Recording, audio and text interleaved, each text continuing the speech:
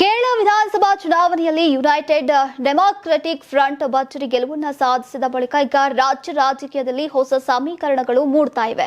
ದಶಕದ ಬಳಿಕ ಕಾಂಗ್ರೆಸ್ ನೇತೃತ್ವದ ಸರ್ಕಾರ ಅಧಿಕಾರಕ್ಕೆ ಬಂದಿರುವಂತಹ ನಡುವೆ ಇದೀಗ ಮುಖ್ಯಮಂತ್ರಿ ಹುದ್ದೆಗಾಗಿ ಪಕ್ಷದೊಳಗೆ ತೀವ್ರ ಪೈಪೋಟಿ ಆರಂಭವಾಗಿದೆ.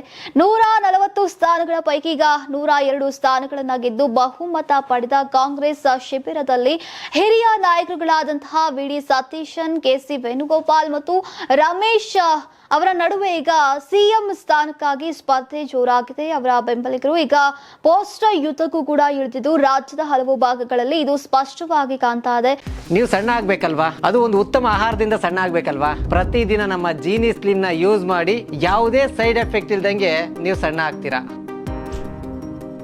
ಇನ್ನು ಕೋಟಾಯಂ ಹಾಗೂ ತಿರುವನಂತಪುರಂ ಸೇರಿದಂತೆ ಈಗ ಹಲವೆಡೆ ವೇಣುಗೋಪಾಲ್ ಅವರನ್ನ ಹೊಗಳುವ ಪೋಸ್ಟರ್ಗಳನ್ನ ಅಂಟಿಸಲಾಗಿದ್ದು ಈಗ ಹಲವೆಡೆ ಅವುಗಳನ್ನ ವಿರೂಪಗೊಳಿಸಿರುವಂತಹ ಘಟನೆಗಳು ಕೂಡ ನಡೆದಿವೆ. ಇದೇ ವೇಳೆ ಈಗ ಸತೀಶನ್ ಅವರು ಪಕ್ಷದ ಗೆಲುವಿಗೆ ಪ್ರಮುಖ ಕಾರಣ ಅನ್ನುವ ಮಾತುಗಳು ಕೂಡ ಕೇಳಿ ಬರ್ತಾ ಇದ್ದು ಈಗ ತಳಮಟ್ಟದ ಕಾರ್ಯಕರ್ತರಿಂದ ಅವರಿಗೆ ಭಾರಿ ಬೆಂಬಲ ವ್ಯಕ್ತವಾಗ್ತಾ ಇದೆ. ಇನ್ನೊಂದೆಡೆ ಈಗ ವೇಣುಗೋಪಾಲ್ ಬೆಂಬಲಿಗರು ತಮ್ಮ ನಾಯಕನೇ ಮುಖ್ಯಮಂತ್ರಿ ಆಗಲಿದ್ದಾರೆ ಎಂಬ ವಿಶ್ವಾಸವನ್ನು ವ್ಯಕ್ತಪಡಿಸಿದ್ದಾರೆ. ಇನ್ನು ಹಿರಿಯ ನಾಯಕ ರಮೇಶ್ ಚೆನ್ನಿತ್ತಲ್ ಅವರು ಕೂಡ ಈಗ ಈ ಸ್ಪರ್ಧೆಯಲ್ಲಿ ಇದ್ದು ಅವರಿಗೂ ಕೂಡ ಸಮಾನ ಮಟ್ಟದ ಬೆಂಬಲ ದೊರೀತಾ ಇದೆ. ಇನ್ನು ಈ ಎಲ್ಲಾ ಬೆಳವಣಿಗೆಗಳಿಂದ ಕೇರಳ ಕಾಂಗ್ರೆಸ್ ಒಳಗಿನ ಮುಖ್ಯಮಂತ್ರಿ ಆಯ್ಕೆ ಪ್ರಕ್ರಿಯೆ ಇದೀಗ ಹೊಸ ದೊಡ್ಡ ಸವಾಲಾಗಿ ಪರಿಣಮಿಸಿದೆ. ಅಂತಿಮ ನಿರ್ಧಾರ ಪಕ್ಷದಲ್ಲಿ ಹೈಕಮಾಂಡ್ ಮಟ್ಟದಲ್ಲಿ ತೆಗೆದುಕೊಳ್ಳುವಂತಹ ಸಾಧ್ಯತೆ ಇದೆ.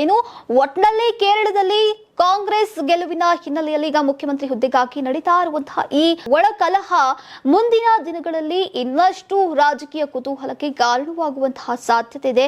ಅಂತಿಮ ನಿರ್ಧಾರ ಯಾವ ನಾಯಕರ ಪರವಾಗಲಿದೆ ಅನ್ನೋದನ್ನ ಸದ್ಯ ನೀವೆಲ್ಲ ಕಾದು ನೋಡಬೇಕಾಗಿದೆ.